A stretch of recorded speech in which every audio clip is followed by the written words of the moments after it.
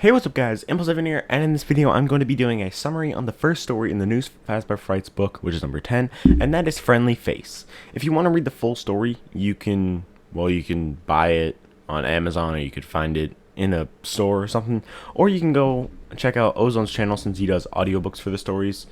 But yeah, after the summary, I'm just gonna discuss any lore that may be in the story if I do find stuff, but without further ado, let's just get straight into this.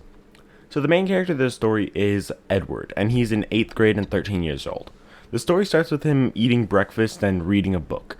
At a certain point in reading, he forgot that he was eating and accidentally dropped his bowl of cereal onto the floor. The bowl shattered, and the cereal ended up all over Edward and stuff, and his mom walks in, yells at him to be careful. They begin to clean up, and then their heads bump together. This part's not really that important, but yeah, big oof. His mom cleans up and tells him to go brush his teeth before he misses the bus. Edward's mom basically treats him like a little kid. One line from the story sums it up pretty well. It was like she couldn't tell the difference between 8th grade and 8. So yeah. Edward is also really into science. So yeah, just thought I'd mention that. Then we cut over to Edward at school, and he's not really paying attention. This part is just filler, I think. But basically his teacher asked him to get something, and somehow he gets pepper instead, and the class has to exit the classroom because, like, they blow the pepper throughout the whole classroom with a fan because they thought it was something else. Or something like that. Whatever. One kid calls him a klutz face as they leave the classroom, blah blah blah. Now we cut to later when school is over, and Edward is on the bus with his best friend Jack. Jack is pretty generally a happy person, which I find kind of funny since the main character, the puppet carver, was also named Jack, and he was a generally grumpy person. So yeah, Edward starts shifting in his seat and accidentally elbows and kicks Jack somehow. So Jack takes off his earphones and starts thinking that Edward had been acting weird that day, but then he decides he's usually weird, so whatever. Then a girl in front of them named Julia turns around and tells them they're both weird. She seems pretty mad at them because they got their teacher, Mrs. Sterling, to give them an essay for their science class. And it's also worth noting that Edward has a crush on Julia, but Jack thinks they have no chance. That never really goes anywhere, kind of like the Sean thing from Pizza Kit, so whatever. Then at their stop, someone threw chewed gum at Edward, which is just disgusting. So he pulls it off his shirt and sticks it to a rock in someone's flower bed. Then he starts to hear a weird noise, like a chirp or a squeak or something. Then it changed to like a hissing noise, kind of like a snake. And when I first read this, and I was like, the cat. And yep, it was a cat. They name it Faraday because yes, after a famous scientist named Michael Faraday. Interesting that Scott decided to name this cat after a real life dude named Michael, but that's besides the point. Jack bonded with Faraday, his words not mine. After that, we get a little more backstory on Edward, and Jack a little bit too. Basically, his dad left when he was 3, remarried, and had 3 more kids. I'll talk about this a little more in the lore section because I find this pretty interesting. We also learn a little bit about Jack's father, and it's really interesting to me. Quote from the book, Jack's dad was still in the picture, but he was a long-haul trucker, and when he was home, all he wanted to do was watch sports, drink sodas, and eat junk food. He didn't understand Jack and had joked on more than one occasion that he wasn't convinced Jack was actually his son. This really seems to be like a parallel to William Afton for me. The fact that he likes to eat junk food reminds me of how William in the books used to be a hefty man, and the fact that he doubts Jack is his true son really reminds me of The Immortal and the Restless, where Vlad, the William parallel, keeps doubting that the baby is his. Clara, I tell you, the baby isn't mine. Clara, the baby isn't mine. Clara, it's not my baby. The baby isn't mine. And the baby is very much so representative of Mike Afton. If you ask me, both Edward and Jack's fathers seem to really parallel William Afton, and I don't believe I would be alone in thinking that. But anyway, they decide to go to the corner store, get food for Faraday, blah blah blah. Jack's mom was fine with keeping him, which didn't surprise either of them. So then it cuts to like 3 weeks later, where Faraday is now settled into Jack's house, and Jack was like taking care of Faraday. And it's also stated that Faraday was like the boss of the house and the boss of Jack. And now that he lived well, he seemed a lot different to how they found him. Jack and Edward completely loved Faraday, and that resulted in Edward hanging out at Jack's house much more often. Faraday loved them just as much as they loved him too. They even started to understand what some of Faraday's sounds meant. Jack's dad was confused as to what good the cat would be, but then Faraday literally changed the channel on the TV to a sports game, and Jack's dad was like, alrighty then. So Faraday also really likes games and stuff. And then Jack and Edward also decided to train Faraday. And now we skip ahead 3 months to where Faraday is trained very well, completely. They trained him to do a bunch of stuff like sit, freeze, high five, jump, and a lot more. Edward and Jack now also wanted to build an agility course for Faraday because clearly they hadn't done enough for him yet.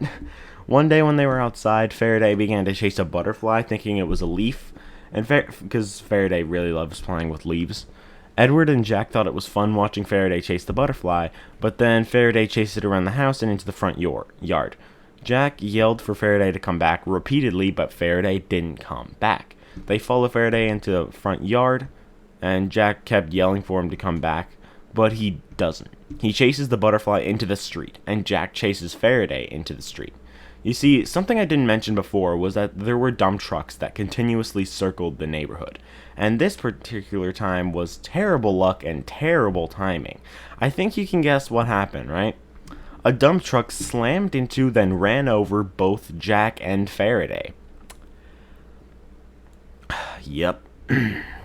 Both of them still had their eyes open and their necks were turned in an unnatural way. Edward threw up and then just stood there staring at the mangled bodies of Jack and Faraday. So then we cut to a few days later, where Edward's mom had let him stay home for a few days, but she made him go to school for the last couple weeks of the school year. And when he did, he felt like a zombie, which I find pretty interesting, and that to me kind of connects Edward to Mike in a way, which again I'll talk about that in the lore section, but that could also possibly signify that Mike was William's child, but he actually had Mike with a woman other than Mrs. Afton. I feel like that could be an interesting storyline, and it would also kind of make sense. Jack also parallels Mike in a way with his Immortal and the Restless connection, or maybe neither of them do and I'm just reading too far into it, but whatever. Then we go to a few weeks later after school ends. Edward kinda just did nothing for the first few weeks of summer, which his mom was okay with at first, but after a couple weeks she just wanted him to get out of the house. Like, not because she wanted to kick him out, but like because he stayed locked in his room all the time. But Edward didn't really think he could get out of the house. Quote from the book, Edward's mind was no longer his own. It was stuck in an endless time loop, one that replayed the worst moment of his life over and over and over again. This kind of just makes me think of the FNaF 4 gameplay, because it's been shown time and time again through the FNaF 4's Easter egg of the FNaF 1 phone call, to the gameplay similarities with FNaF 1, to the survival logbook, and a bunch of books, that the protagonist of FNaF 4 is Michael Afton, and that's not a theory, that's a fact. It seems to be this quote seems to be like a reference to FNaF 4's gameplay, because the gameplay seems to be either the bite victim torturing Mike or perhaps a guilt nightmare. But either way, the quote could be a reference to the gameplay, because maybe Mike experienced something similar to the FNaF 4 gameplay earlier in his life, or maybe each night is a representation of each minigame leading up to the Bite of 83. Either one would explain this pretty well. Anyway, Edward hadn't showered or changed clothes since school ended, which I find interesting as well. Keep that in mind. To keep his mind off Jack and Faraday, he would read books and then throw them on the floor, and his room was a mess, and so was he. Edward's mom suggested a therapist, but he hated that idea. Edward spoke to his mom for a little, then he took a shower. He tried a bunch of things to distract himself, and eventually got to the TV. A commercial popped up on the screen from Fazbear Entertainment. The ad began with saying, "Grieving the loss of a beloved pet?" And that immediately got Edward's attention. On screen, words popped up saying, "Fazbear Entertainment presents Fazbear Friendly Faces." Basically, you could send some hair from your lost pet, and Fazbear Entertainment would use the DNA to create the exact face of the original pet, and put it on an animatronic body that would follow you around forever. And judging from the cover of the book, my immediate guess was that they would send Edward Jack's face, with the rest of the head being Faraday's and the rest of the body being Faraday's or whatever. So yeah, we'll see. You could also get free shipping if you ordered within the next 30 minutes. Well, that settles it. You gotta get it. No questions asked. No matter what it does for you. $95 with $5 shipping? Nah. $100 with free shipping? Hell yes, because logic. So Edward called to buy it, then finally decided to leave the house. He went on his way to deliver what was needed to get the friendly face, but first he needed to get Faraday's hair. So he went back to Jack's house and got Faraday's hair from the middle of the street. Somehow it's still there, I don't know. He kept imagining them as if they were still laying on the street dead, and as I read this I realized something. Earlier in the story, it was mentioned that Jack and Faraday had the same colored hair. Black hair. What I guessed was going to happen was, instead of grabbing Faraday's hair, he would grab Jack's hair, and that's why Jack was the friendly face that was created. Will I be right? I guess we'll see. So Edward mailed the stuff. All he had to do now was wait. It would take a whopping 8 weeks before the friendly face would be ready, but Edward thought it would be worth it. After the 8 weeks, his friendly face wasn't there yet, and Edward was confused. He called Fazbear Entertainment, and there had apparently been a production anomaly, and so his friendly face should be here within 2 weeks. What's that production anomaly? Probably the fact that the hair was from a human. Yeah.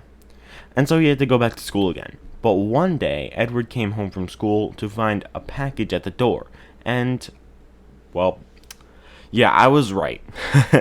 Inside was the animatronic body of a cat, but with Jack's face, and I was correct in guessing that he accidentally gave them Jack's hair instead of Faraday's. Edward was terrified of the friendly face, and quickly put it back in the box and decided to bury it, and so he did, during a thunderstorm, whatever. That night he went to bed early, and he was pretty unsettled, understandably. But in the middle of the night, something woke him up, and at this point it's not hard to guess what woke him up.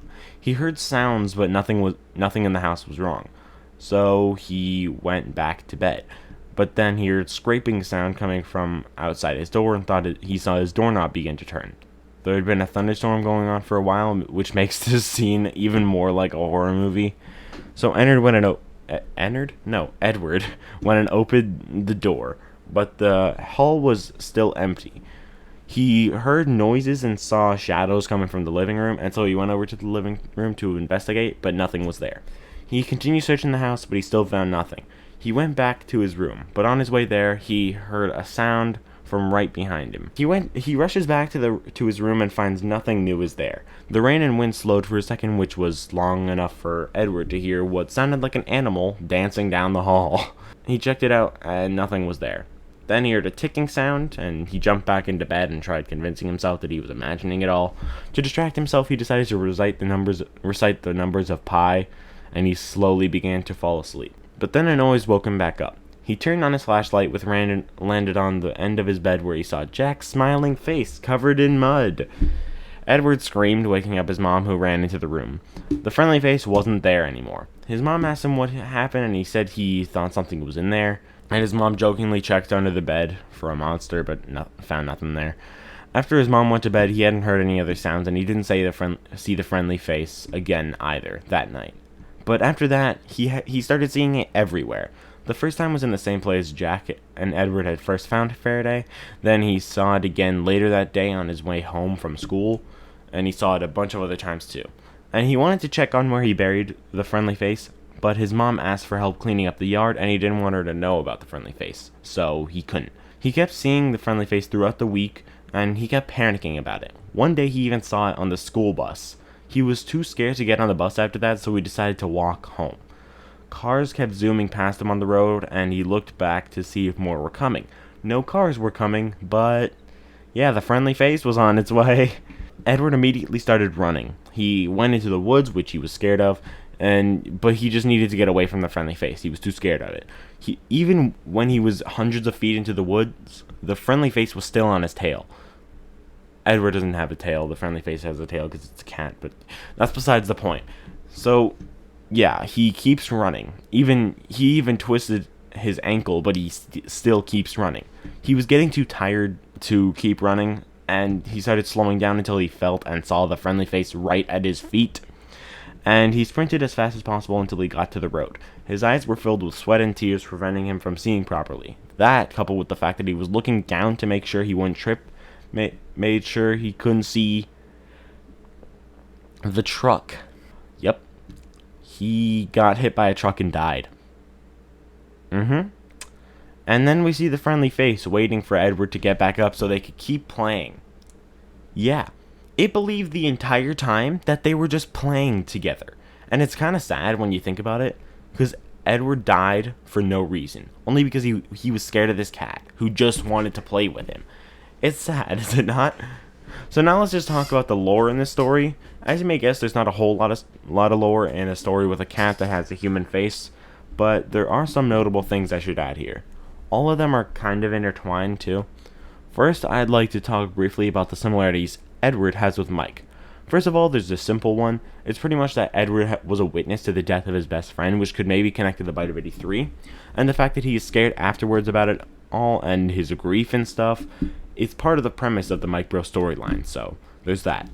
Next, we have the fact that when Edward has to go to school again after Jack and Faraday die, he feels like a zombie, which could be a reference to Mike being kind of like a zombie in this location. And finally, the fact that Edward doesn't shower for a while and has really bad odor, just like we see Mike does in the FNaF 1 and 2 paychecks.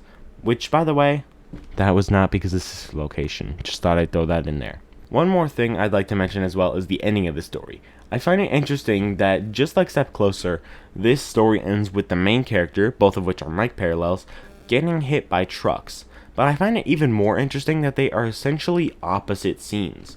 Edward in this story gets hit by a truck running away from the antagonist, but Pete gets hit by the truck running toward his antagonist. I just find that interesting, so I thought I'd throw that in there. So anyways, Edward represents Mike, which leads us to a little theory I had that maybe William doesn't actually have 3 children, but rather 4. Obviously, we know of 3 kids. Obviously, Mike, Bite Victim, and Elizabeth. But what if there's a 4th? Let's go back to that page where we learn about Edward's dad. Basically, Edward's dad had left when he was 3, remarried, and had 3 more kids. There have been a bunch of theories out there that state that Mike isn't William's real child, or maybe William had him with another woman, or maybe he's a stepson or adopted. But this story seems to imply that William had him with another woman, then remarried someone else, and had 3 other kids with her. So William has Mike, then he remarries, and has the bite victim, Elizabeth, and who? Well, the first answer that I could think of, and kind of the only one, was Cassidy, aka the spirit, or one of the spirits, who most likely possesses Golden Freddy. Whether you believe Cassidy is a boy or a girl doesn't really matter. The question is, though, is Cassidy an Afton? Maybe she is. I'm just going to call Cassidy a she because it just feels natural to me, and I don't know why, but yeah. It's probably just because I always call Cassidy a she, but whatever. We know that Gabriel, the victim who possesses Freddy, was 7 when he died, thanks to Pizza Party from FNaF VR. So it would be safe to assume that the other victims, or at least some of them, could also be 7 years old, and that would fit into the Afton family pretty well. As we talked about in my timeline, the bite victim is most likely around 9, maybe even 10, and Elizabeth is most likely 5 in 1983. That leaves room for maybe one more kid to be born in between them as well, possibly Cassidy. For example, my sister is about 2 years older than me, and if people are planning to have kids, I think that's a pretty natural gap, right? So let's run through this again. William has Mike with some woman, I don't know. Then he marries Sarah. Sarah's just my headcanon name for Mrs. Afton, based on Dance With Me and To Be Beautiful, but that's not important. But yeah, she changes her last name from Schmidt to Afton, and then she and William have 3 more kids. The bite victim, Cassidy, and then Elizabeth. Finally, we have a tiny bit of evidence for Golden Duo. It's a bit wonky, but I still think it's worth mentioning. So the older brother parallels best friend who has similarities with the Afton family, dies because of a cat, then possesses a different cat along with the original cat. In FNaF 4, the bite victim dies because of a golden bear and goes on to possess a different golden bear, and with the help of this story, and honestly a lot of other stuff too, probably along with another spirit. Again, it's a bit weird and kind of a stretch, but it's still worth mentioning. So anyways guys, I hope you all enjoyed this video. If you did, please do leave a like and subscribe, and I'll see you all in the next video. Let me know in the comments what you thought of the story and any theories you may have. I really enjoyed the story, but it wasn't the absolute best in the world, but it was pretty good. The next story will be Sea Bonnie, which I've heard is really good, so stay tuned for that, and I'll see you all in the next video. Impulse7 out, and peace.